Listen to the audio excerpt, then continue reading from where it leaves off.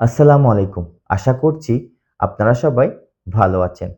আজকে আমি simple sentence, complex sentence এবং কম্পাউন্ড সেন্টেন্স চেনার খুব সহজ কিছু উপায় আপনাদের সামনে তুলে ধরব।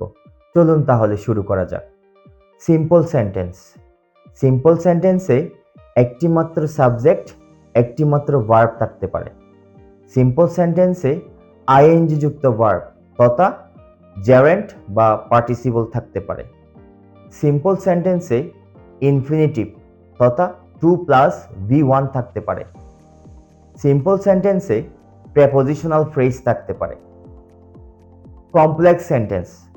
কমপ্লেক্স সেন্টেন্সে একটি প্রিন্সিপাল ক্লজ এবং একটি সাবঅর্ডিনেট ক্লজ এবং দুই বা তার বেশি ভার্ব থাকতে পারে।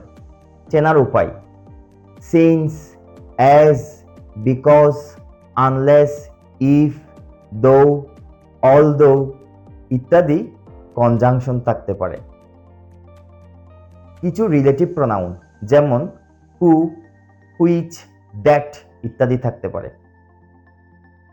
কম্পাউন্ড সেন্টেন্সে দুটো প্রিন্সিপাল ক্লজ, দুই বা তার বেশি ভার্ব এবং কোঅর্ডিনেটিং কনজাংশন থাকবে। কোঅর্ডিনেটিং কনজাংশন মাথায় রাখার জন্য আপনি একটি শব্দ মুখস্থ রাখতে পারেন। সেই শব্দটি হলো ফ্যান বয়েস। F stands for, A stands for ant, N stands for nor, B stands for but, O stands for or, Y stands for yet, S stands for so। এই ক্লাসে আমি আপনাদেরকে দেখিয়েছি সিম্পল সেন্টেন্স, কমপ্লেক্স সেন্টেন্স এবং compound sentence খুব সহজেই কিভাবে আপনি চিনতে পারবেন। এই ব্যাপারগুলো যদি আপনি মাথায় রাখেন, সে অনুযায়ী যদি প্র্যাকটিস করেন, ইনশাল্লাহ সিম্পল, কমপ্লেক্স এবং কম্পাউন্ড করার ক্ষেত্রে আপনার আর কোনো সমস্যা থাকবে না। আশা করি সবাই বুঝতে পেরেছেন।